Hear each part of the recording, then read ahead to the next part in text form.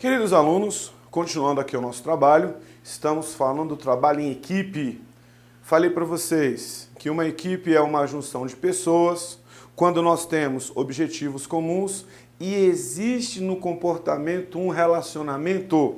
As pessoas começam a trabalhar em conjunto, as pessoas se juntam e as pessoas passam a se relacionar. Significa dizer que na equipe você tem um relacionamento interpessoal. Você tem um relacionamento, você tem uma amizade, você tem uma proximidade, melhor relacionamento interpessoal. Por isso que na equipe nós temos aquela característica que é a característica da competência interpessoal. Detalhe interessante, se um grupo se transformou em equipe, há entre os membros confiança, empatia.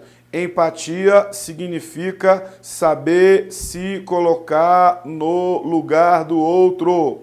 Quando eu falo confiança, não é confiança pessoal para você abrir todos os seus segredos. Não é isso. Quando eu falo confiança, é confiança no aspecto profissional. Significa dizer que eu confio no trabalho do meu par. Eu confio no trabalho do meu colega. O trabalho dele é um trabalho que me inspira confiança e o trabalho dele, juntamente com o meu trabalho, é um trabalho que vai somar.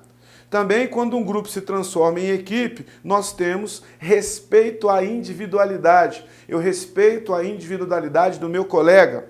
Nós temos uma comunicação aliada à interação. Nós temos afetividade. Nós temos afinidade e nós temos cooperação. Temos relacionamento, proximidade, relacionamento interpessoal e um coopera com o trabalho do outro, um contribui com o trabalho do outro. Todas as vezes que um grupo se transforma em equipe. Se um líder consegue fazer com que um grupo de trabalho, junção de pessoas com objetivos, teoricamente falando, comuns, mas cada um desenvolvendo a sua parte, se um líder consegue transformar um grupo em equipe, significa dizer que o trabalho dessa equipe tende a ser um trabalho mais produtivo, o trabalho da equipe tende a ser um trabalho mais efetivo, um trabalho que gera mais resultados. Veja, quais são as características da equipe? Trabalhar juntos. ênfase nas habilidades interpessoais, ênfase nas habilidades interdisciplinares. Isso que é característica da equipe. Tarefa, habilidade e conhecimento amplo no que diz respeito à tarefa. Coordenadores e equipe planejam juntos. Não é aquela coisa autoritária, autocrática do grupo que a informação está restrita ao coordenador. Nesse caso, não. É realmente, de fato, um trabalho de equipe. As informações são compartilhadas entre todos, há este compartilhamento. As recompensas são individuais e recompensas para a equipe. E, nesse caso, assumir riscos é encorajado. Há um encorajamento para você, de fato, assumir os riscos. Tudo bem? Ou seja, esses riscos vão ser assumidos pelos membros da equipe. De forma que você possa atingir os seus objetivos e atingir da melhor maneira. Um detalhe, toda a equipe deve ser desafiada a... Qual o desafio? Os membros confiarem uns nos outros. Se essa confiança não existir, significa dizer que você tem um grupo. Lembrando, confiança profissional. Confiar no trabalho do meu par. Confiar no trabalho do meu colega. É confiança nesse sentido. Se houver conflito de ideias, conflito no campo das ideias. Cada um pode defender o seu posicionamento, mas sem ser radical. Ou seja, defender o seu posicionamento, mas sem radicalismo. Detalhe, nem todo conflito é negativo. A partir de um conflito eu posso rever ideias. A partir de um conflito eu posso rever posicionamentos. A partir de um conflito eu posso pensar de uma forma diferente. Agora, posso ter conflito de ideias sem ser radical. Eles devem se comprometer com aquilo que foi deliberado, com aquilo que foi decidido. Ou seja, eles devem se comprometer com as decisões e devem se comprometer com os planos de ação. Se as decisões da equipe são decisões por consenso, eles devem se comprometer com essas decisões, de forma que todo mundo esteja comprometido, todo mundo esteja compromissado com aquilo que foi pré-estabelecido, com os objetivos e com as metas. Eles devem chamar uns aos outros à responsabilidade quando alguma coisa não sai de acordo com os seus planos. Se alguma coisa não saiu de forma adequada, um deve chamar o outro à responsabilidade. Tudo bem? E eles devem se concentrar na realização dos resultados coletivos, não apenas nos resultados individuais. Tudo bem? Claro, o resultado individual é importante, mas o mais importante aqui é o resultado que vem da coletividade, quando as pessoas se juntam e quando as pessoas começam a trabalhar em conjunto. Esses são alguns dos desafios da equipe. Antes de falar de estilos de liderança, eu quero mostrar para você uma coisa bastante interessante.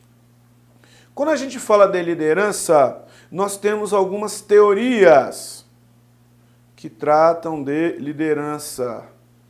Teorias relativas à liderança. Nós temos a teoria dos traços, nós temos a teoria dos estilos e nós temos a liderança situacional. Liderança dos estilos está aí no slide, né? Autocrático, democrático, liberal. Teoria dos estilos. Teoria situacional também tem no material. O que não tem no material é a teoria dos traços. Teoria dos traços de personalidade. Essa teoria, que não é a teoria mais nova, que não é a teoria mais moderna, ela prevaleceu na administração nos anos 30. A teoria dos traços é a teoria dos traços de personalidade. Ela diz que a pessoa nasceu líder, nasceu com aqueles traços, nasceu com aquelas características inatas, nasceu com aquelas características que o diferencia das demais pessoas. É aquela pessoa que desde pequenininho gosta de influenciar. É aquela pessoa que no futebol quer ser o capitão, na escola quer liderar, seja aquele que gosta mais de estudar, seja o líder da bagunça, né? Ele quer fazer parte do Grêmio Estudantil. É aquela pessoa que na universidade quer fazer parte da Uni, quer fazer parte dos movimentos estudantis. É aquela pessoa que tem características diferenciadas, características inatas e nasceu líder, nasceu com aqueles traços de personalidade. Isso é a teoria dos traços de personalidade, onde a pessoa nasceu assim, nasceu com essas características intrapessoais, características inatas que o diferenciam das demais pessoas. Nós vamos ver a teoria dos estilos e vamos ver a teoria situacional. E nós vamos ver que a teoria situacional, ela que é uma teoria mais recente do que a teoria dos traços, a teoria situacional, ela vai se contrapor à teoria dos traços. Onde na teoria situacional, por mais que eu não tenha nascido líder, eu aprendi a ser líder. Ou seja, eu aprendi a ser líder de acordo com a situação. Eu aprendi a ser líder de acordo com a circunstância. Aí eu aprendi essas características relativas à liderança. Isso na teoria situacional. Aprendi a ser líder, aprendi a liderar. Tudo bem? Vamos ver então aqui, a teoria que é a teoria dos estilos de liderança. Teoria dos traços, teoria dos estilos, teoria situacional. Temos aqui, o líder autocrático, o líder autoritário, autocrata, autocrático, autoritário. Aquele líder orientado para resultados. O objetivo dele, ele tem um determinado resultado. A liderança dele não é por acaso. Ele tem um objetivo, ele tem uma meta, ele tem algo que ele quer alcançar. Ele é orientado para resultados. Ele é decidido, rápido, objetivo. Ele assume riscos. Ele valoriza os resultados e valoriza o cumprimento das metas.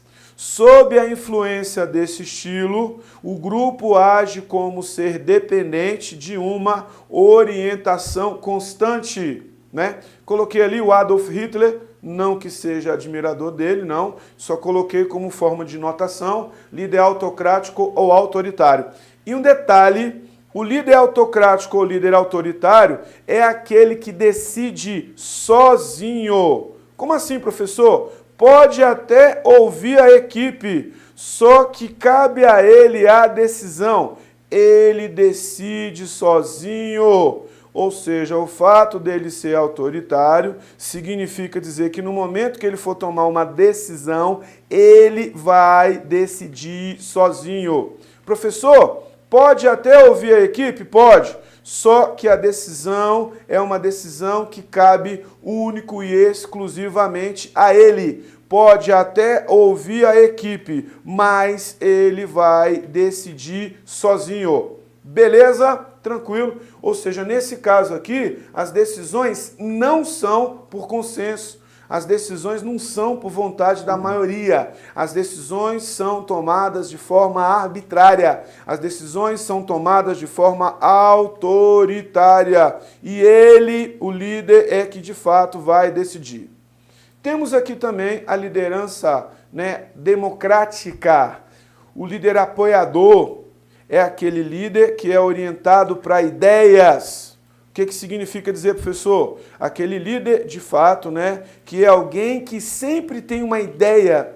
É aquele líder que, de fato, sempre tem, vamos dizer assim, uma ideia e uma solução adequada para resolver um problema, um conflito ou uma dificuldade. Então, nós temos o líder que é o líder democrata ou líder democrático, líder apoiador. Ele é um líder orientado para ideias. Por isso a lâmpada aqui. Ele é criativo, entusiasmado, estimulante e persuasivo. Ele valoriza o reconhecimento e promove o espírito de equipe, ele promove o espírito de time, o líder democrático, o líder democrata. Detalhe interessante, hein? As decisões, nesse caso, são decisões... Vou apagar aqui que eu escrevi errado aqui um negocinho, mas as decisões são decisões por consenso. Decisões por consenso. Logicamente, quando a gente fala consenso, é vontade da maioria. Se prevalece a questão, basicamente, da democracia, significa dizer que vai prevalecer a vontade da maioria. Então, ele conversa com a equipe, ele ouve a equipe e as decisões vão ser tomadas em conjunto, as decisões serão tomadas em consenso. Isso para o líder que a gente chama de líder democrático. Temos também o líder, que é o líder liberal, aquele líder que a gente chama de laissez-faire. Deixe fazer, deixe ir, deixe passar, deixe acontecer. Está errado isso? Não. Desde que você tenha uma equipe madura. O que significa dizer? Nesse tipo de liderança, a equipe atingiu maturidade. você tem uma equipe madura, você tem uma equipe que de fato já tem maturidade. Se a equipe já tem maturidade, significa dizer que a equipe não precisa mais de uma supervisão extrema do seu líder. O que significa dizer, professor? Significa dizer que os liderados ficam mais livres para pôr os seus projetos em prática. Ou seja, eles já têm a maturidade necessária. Tudo bem? Claro, só vai funcionar desse jeito, só vai ter liberdade, só vai ser laissez-faire dentro desse contexto, se realmente a equipe tiver maturidade. Eu coloquei uma foto de uns jogadores de basquete aqui. Não sei se você vai se lembrar. Nós temos aí, né? Aqui nós temos o Charles Barkley, Patrick Ewing, nós temos aqui, né, o Karl Malone, nós temos aqui o Magic Johnson e nós temos aqui o Pelé do basquete, né? São 5 Pelés, mas esse aqui merece uma menção especial, que é o Michael Jordan, o maior jogador de basquete de todos os tempos. E em 1992, na Olimpíada de Barcelona, na Espanha, a primeira vez que um time de basquete profissional norte-americano foi representado nos Estados Unidos. Até então, os Estados Unidos eram representados apenas por universitários. O que significa dizer? Esses jogadores foram jogadores diferenciados. Aqui tem 5, mas o time era formado de 12 Pelés, 12 atletas fora de série. Essa equipe norte-americana, ela não jogava. Essa equipe norte-americana, ela passeava em quadra. Ou seja, todo mundo sabia que eles iam entrar em quadra e que eles iam ganhar. Todo mundo sabia que eles iam entrar em quadra e que ia dar show. Não era meramente um jogo de basquete. Para quem gosta do basquete sabe o que eu estou falando. Era um espetáculo. Professor, quer dizer que na época não tinha técnico? Tinha técnico sim, só que o técnico, eram mais de um, os técnicos deixavam a equipe à vontade. Chegavam no Magic Johnson e falavam, Magic Johnson, tá aqui a bola, ó, resolve aí. E só ficavam lá, né, dando um apoio, né? Então, nesse caso, a equipe decidia sozinha o que ia fazer, só colocava a bola na mão deles. E um detalhe interessante dentro desse contexto aqui, né? O líder só intervinha, nesse caso nunca precisou intervir, se alguma coisa desse errado. Então a equipe tem maturidade e ela caminha, tem as suas rotinas, tem os seus processos e ela caminha e desenvolve tudo sozinha, porque já tem maturidade. Então nesse caso, a equipe decide só. Por que, professor? A equipe já tem maturidade. E aquilo que eu falei para você, o líder deixa a equipe à vontade, mas o líder só intervém se algo der errado.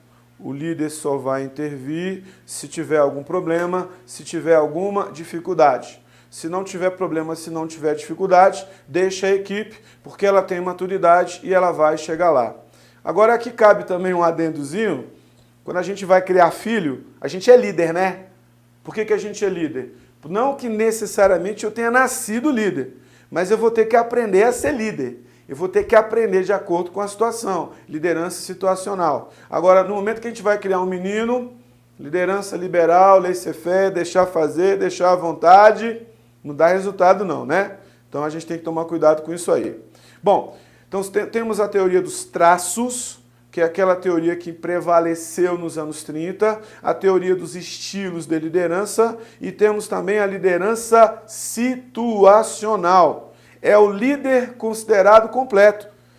O verdadeiro líder assume as 3 posições, de acordo com a situação, de acordo com a circunstância que ele está envolvido. Sabe o que significa dizer? Que esse líder não necessariamente nasceu líder se contrapondo à teoria dos traços.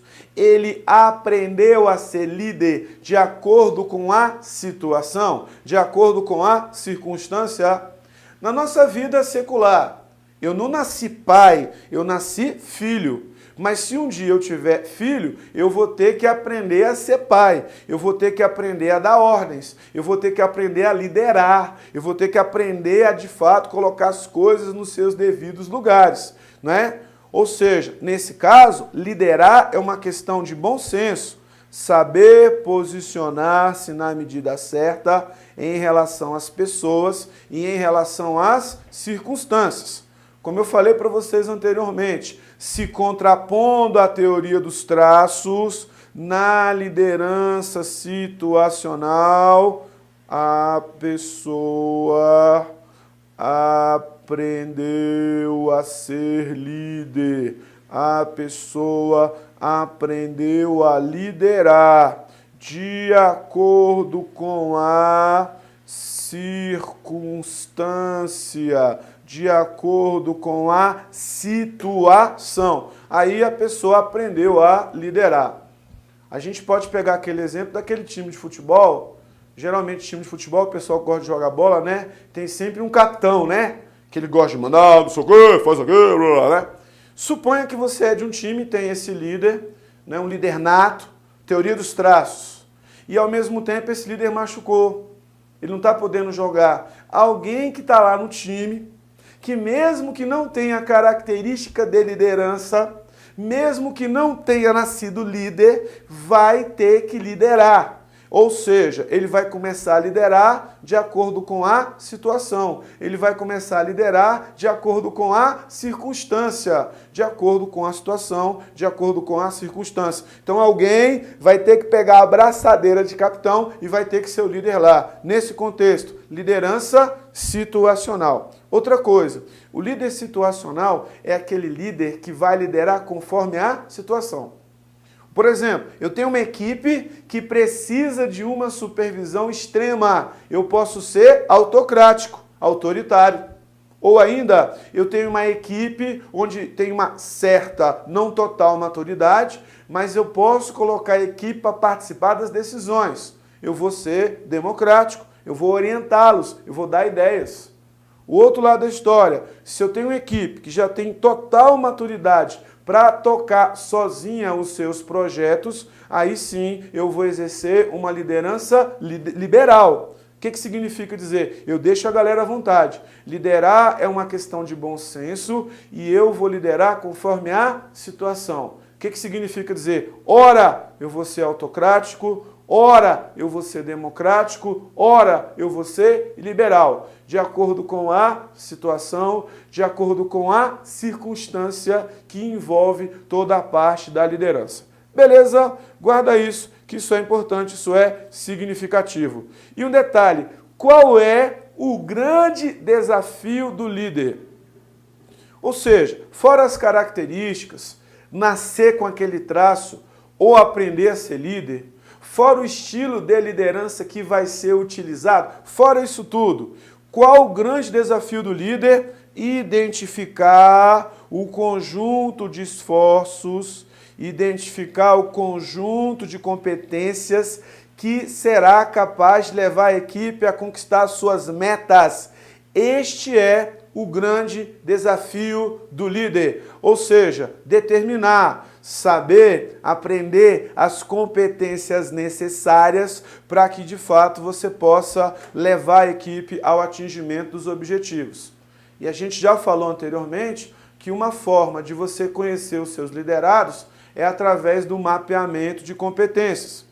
A gente sabe que o mapeamento de competências ou mapeamento de potenciais é aquela ferramenta onde a gente vai procurar conhecer detalhadamente cada colaborador, cada característica pessoal. Ou seja, através do mapeamento de competências, nós vamos mapear e nós vamos fazer um banco de talentos, vamos fazer um banco de dados. Para quê? Para que a gente possa conhecer detalhadamente o perfil e as características de cada colaborador. Ou seja, conhecer as competências de cada um é algo importante, é algo significativo que vai fazer toda a diferença.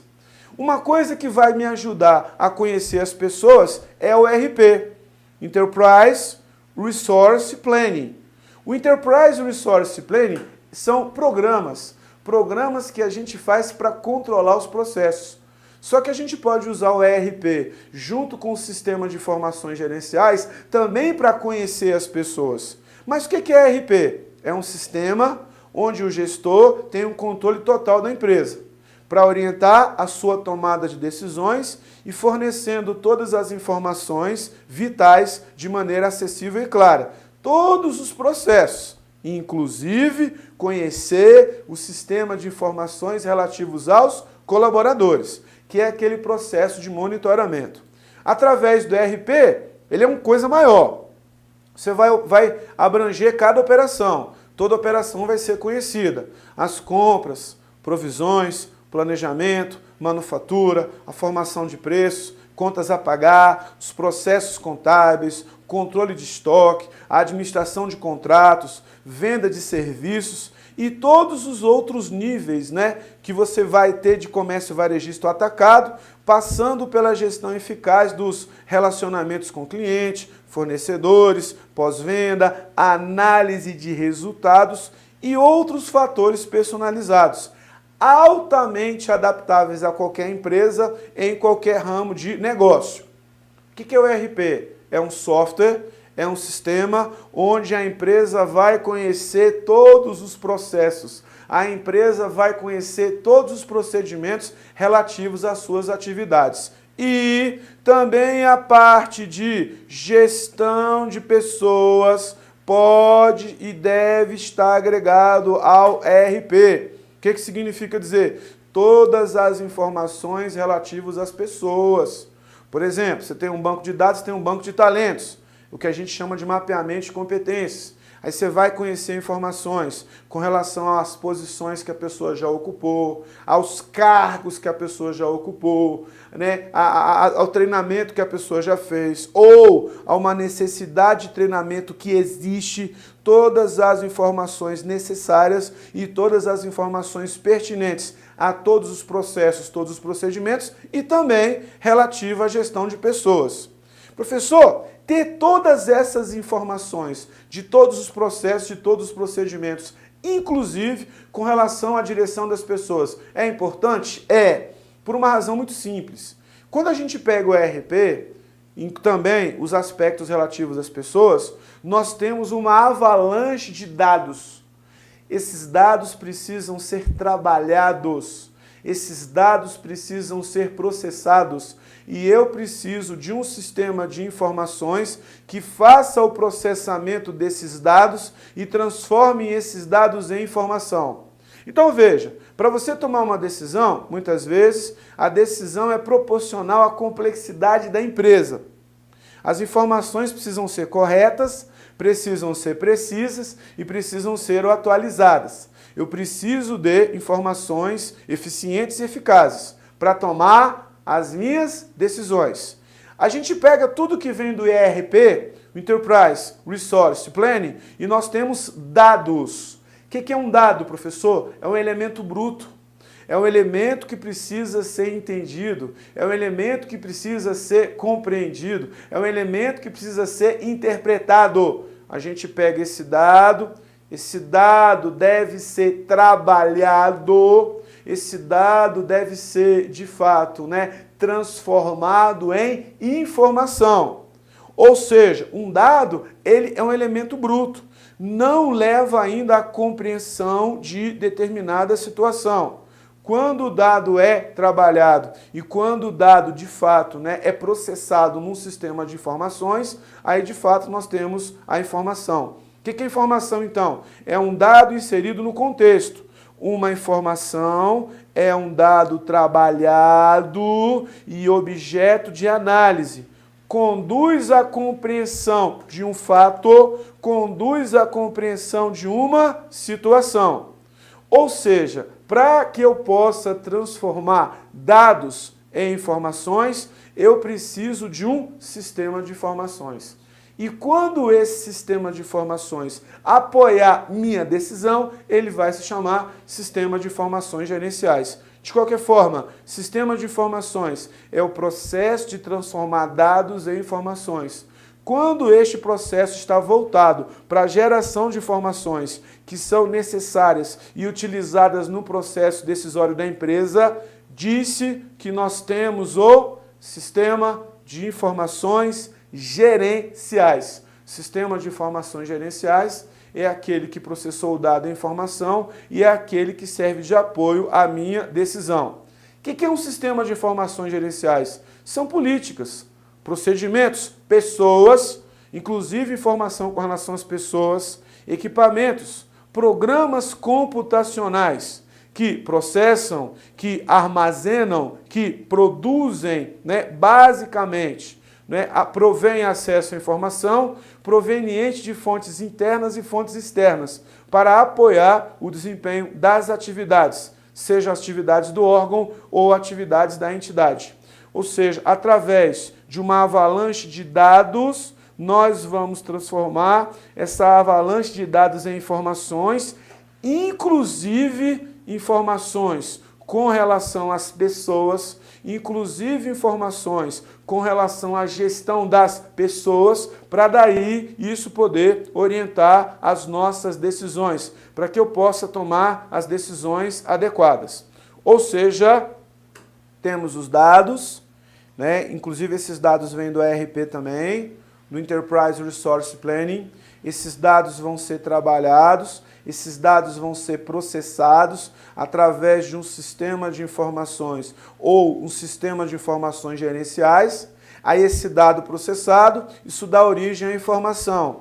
A informação dá origem às decisões, as decisões dão origem a ações dos gestores e essas ações vão dar origem a resultados. Claro que os gestores precisam controlar e precisam avaliar essas decisões para ver realmente se essas decisões são decisões adequadas, se são decisões que vão agregar valor e são decisões que realmente vão ajudar a empresa a, de fato, estar no rumo certo e na posição certa. E essas decisões, esse sistema de informações gerenciais, recebendo também dados com relação às pessoas, com relação ao capital intelectual, também vão apoiar a empresa a tomar a decisão adequada com relação à gestão de pessoas. Tranquilo, sem dificuldade. Vou terminando essa parte de gestão de pessoas por aqui. Espero que até aqui você possa ter entendido tudo com facilidade, Então a gente fica por aqui. Um abraço, até a próxima.